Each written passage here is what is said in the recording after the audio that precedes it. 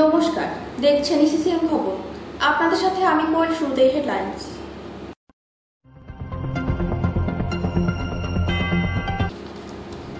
কোচবিহারে গতকালে 24 ঘন্টা বন্ধ নিয়ে আজ সাংবাদিক বৈঠক করলেন কোচবিহার জেলা ব্যবসায়ী সমিতি।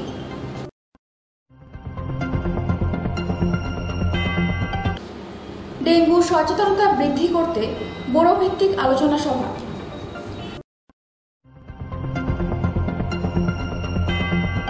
গত বুধবার মর্মান্তিক পিকআপ ভ্যান দুর্ঘটনায় মৃত 3। আসছি বিস্তারিত খবরে। কোচবিহারে গতকালে 24 ঘন্টা বন্ধ নিয়ে আজ সাংবাদিক বৈঠক করলেন কোচবিহার জেলা ব্যবসায়ী সমিতি। ব্যবসায়ী সমিতির সভাপতি মতিলাল জৈন বলেন, বারংবার পৌরসভাকে ভবানীগঞ্জ বাজারের বেহাল অবস্থা জানিয়েও কোনো সুরাহা হয়নি। ফলস্বরূপ বাজার বন্ধ রাখেন ব্যবসায়ীরা। তিনি আরও জানান, এরপর কোনো কাজ না হলে তারা সোজাসুজি মমতা বন্দ্যোপাধ্যায়ের সাথে দেখা করে সমস্ত বিষয় জানাবেন।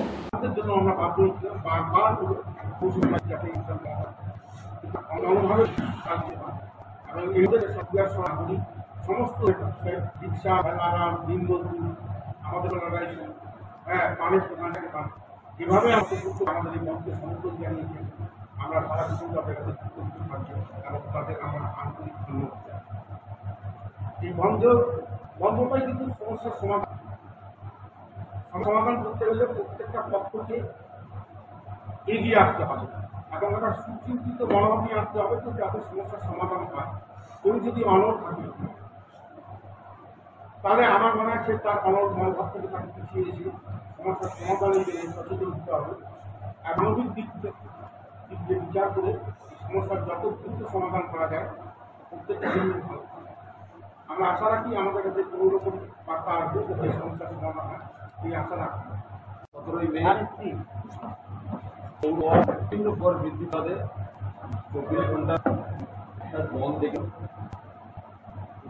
সাধারণ স্তরের বাজার যেভাবে এই দেশ হয়ে সচেতন হবে এই তাগিদে আমরা কোচবিহার পৌর এলাকার পৌরবাসী সহ সমস্ত ব্যবসায়ীদের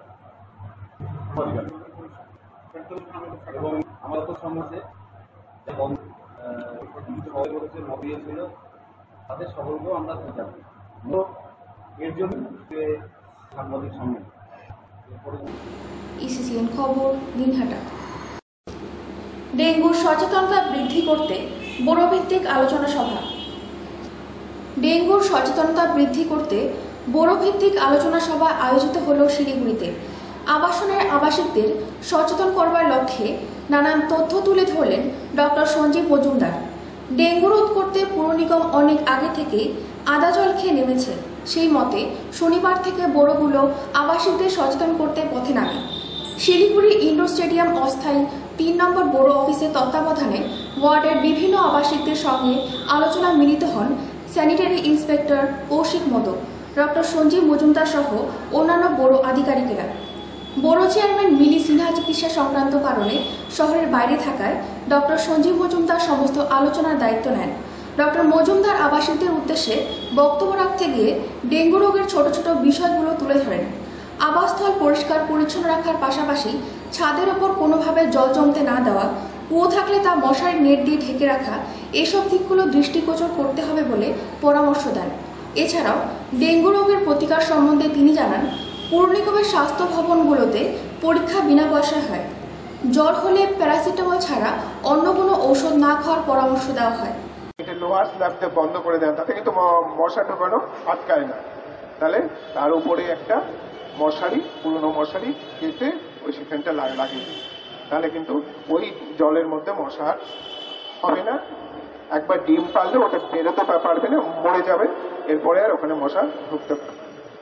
ঠিক আছে, তাহলে এই ছোট্টখাটো জিনিসগুলো হচ্ছে আপনাদের কাছে রিকোয়েস্ট আমাদের। আর তাছাড়া আপনারা জানেন গতবার থেকে আমাদের এখানে 10টা আরবান প্রাইমারি হেলথ সেন্টার আছে। সেখান থেকে গতবার প্রত্যেকটা আরবান প্রাইমারি হেলথ সেন্টার থেকে ব্লাড কালেকশন হয়েছে। আপনাদের এখানটাতে আছে হচ্ছে মাতৃ সদনে, এখানে হয় ইউপিসি 5, তারপর গোপাল মোড়ের সেবা সদনে হয় ব্লাড কালেকশন। এটা আপনাদের ইয়ের মধ্যে পড়ে, আরো 8টা আছে আমাদের। তাহলে সেখানে সব জায়গাতে কিন্তু বিনামূল্যে ডেঙ্গি টেস্টের জন্য ব্লাড কালেকশন হয়। আবার এই বছর থেকে ইউপিএসসি 5-এও তো এলাইজা টেস্ট হচ্ছিলই, গোপাল মোড়ের সেবা সদনে কিন্তু এই বছর থেকে এলাইজা টেস্ট অলরেডি হচ্ছে। তাহলে আপনাদের এরিয়ায় 2টো এলাইজা টেস্টের জায়গা আছে, যেটা ফ্রিতে করতে পারবেন, যেটা বাইরে হয়তো 1200-1500 টাকা লাগবে। NS1 এলাইজাও হবে, মেক এলাইজাও হবে। কারো যদি মনে হয় ওখানে ডাক্তারবাবুরাও বসে সেইখানটাতে আপনারা এলাইজা টেস্ট ফ্রিতে করে দিতে পারেন। আমরা কিন্তু রিপোর্ট সেইভাবে জানিয়ে দেবো। সেই সময় যেহেতু এলাইজা টেস্ট করতে 5-6 ঘন্টা টাইম লাগে, তখনই সেদিনই জানিয়ে দিতে না পারলেও আমরা কিন্তু হোয়াটসঅ্যাপে জানিয়ে দেবো আপনাদেরকে। আমাদের সেরকম গতবারও সিস্টেম করা আছে। হয়তো আপনি 1টার সময় গেলেন, তখন 5-6 ঘন্টা মানে আমার 6টা বাজবে, সেক্ষেত্রে আপনি তো থাকতে পারবেন না, আমরা হোয়াটসঅ্যাপে আপনাকে রিপোর্টটা জানিয়ে দেবো। যদি নেগেটিভ হয় আমরা হোয়াটসঅ্যাপে জানিয়ে দেবো, যদি পজিটিভ হয় আপনাকে রিপোর্টটাই দেবো। ঠিক আছে? তাহলে আমাদের এই আরো 8টা আরবান প্রাইমারি হেলথ সেন্টার আছে, যেমন আমাদের শ্রী গুরু বিদ্যা মন্দির ওখানটাতে আছে, আমাদের মুন্সি প্রেমচাঁদ কলেজের ওখানে আছে, ঝঙ্কার মোড়ের ওখানে আছে, 5 নম্বর ওয়ার্ডে আছে, তারপর আমাদের 47 নম্বর ওয়ার্ডে আছে, 42 নম্বর ওয়ার্ডে আছে। তাহলে এতগুলো কিন্তু আরবান প্রাইমারি হেলথ সেন্টার আছে, যেখান থেকে 3টে জায়গায় টেস্ট হয় আমাদের, গোপাল মোড়ে, মাতৃ সদনে, আর হচ্ছে শ্রী গুরু বিদ্যা মন্দিরে এলাইজা টেস্ট হয়। অন্য জায়গা থেকে আমরা ব্লাডটা নিয়ে এসে কালেকশন করে সেখানে পাঠাই। তাহলে ওখানটাতে তাহলে আমরা মানে আপনারা যেখানেই ব্লাড খুশি দিতে পারেন, আমরা রিপোর্টটা করে আমাদের মতো করে আমরা আপনাকে যেতে হবে না, আমরা এই রিপোর্টটা দেব। ঠিক আছে? ইসিএন খবর, দিনহাটা। গত বুধবার মর্মান্তিক পিকআপ ভ্যান দুর্ঘটনায় মৃত 3, আশঙ্কাজনক বেশ কয়েকজন ও আহত প্রায় 25। সেই ঘটনার পর শিলিগুড়ি মহকুমা পরিষদের অন্তর্গত ফাঁসিদাও ব্লকের হেলাগঞ্জ গ্রামে যেন এখন শোকের ছায়া। এখন যেন সেই শোকে নিস্তব্ধ হয়ে রয়েছে গোটা এলাকা। শোকস্তব্ধ এলাকার একাধিক আদিবাসী, গরিব দুস্থ পরিবার, দিনমজুর ও চা বাগানের শ্রমিকরা চাইছে আর্থিক সহযোগিতা, পাশে থাকার অনুরোধ জানাচ্ছেন তারা। এদিন সেই গ্রামের আহতদের পরিবারের হাতে চাল, ডাল, আলু ও বিভিন্ন খাদ্য সামগ্রী তুলে দিলেন স্থানীয় বাসিন্দারা। উপস্থিত ছিলেন শিলিগুড়ি মহকুমা পরিষদের কর্মাধ্যক্ষ আইনুল হক, ফাঁসিদাওয়ার অঞ্চলের প্রধান অনিমা রায়, পঞ্চায়েত সদস্য মোহাম্মদ আব্দুল ও বিশিষ্ট সমাজসেবী সন্তোষ কুমার রায় সহ আরও অনেকেই। এই দুর্ঘটনায় এখনও আশঙ্কাজনক বেশ কয়েকজনের উত্তরবঙ্গ মেডিকেল কলেজ হাসপাতালে চিকিৎসা চলছে। পরিবারের তরফ থেকে সকল সাধারণ মানুষকে এই আদিবাসী পরিবারগুলির পাশে থাকার আবেদন জানান এবং যারা হাসপাতালে ভর্তি রয়েছে তাদের চিকিৎসার জন্য অর্থের প্রয়োজন, তাই তারা সকলকে এগিয়ে আসার জন্য অনুরোধ করেন। আপনারা সকলেই জানেন যে গত 15 তারিখে এই হালাগঞ্জ থেকে বৌভাত খাওয়ার জন্য যে রওনা হয়েছিল, রওনার ফলে গাড়িটা দুর্ঘটনায় ক্ষতিগ্রস্ত হয় এবং 3 জন মারা যায় এবং প্রায় 15-20 জন আহত অবস্থায় এখনো উত্তরবঙ্গ মেডিকেল কলেজে চিকিৎসাধীন। সেই সুবাদে আমাদের এই হেলাগঞ্জ গ্রামে যারা কাজ করে খেত, প্রত্যেকটা পরিবার আজকে 4 দিন ধরে হয়তো যে রোজগার করার মতো ক্ষমতা সেটা হারিয়ে ফেলেছে বা লোকও নেই কাজ করার মতো। তার জন্য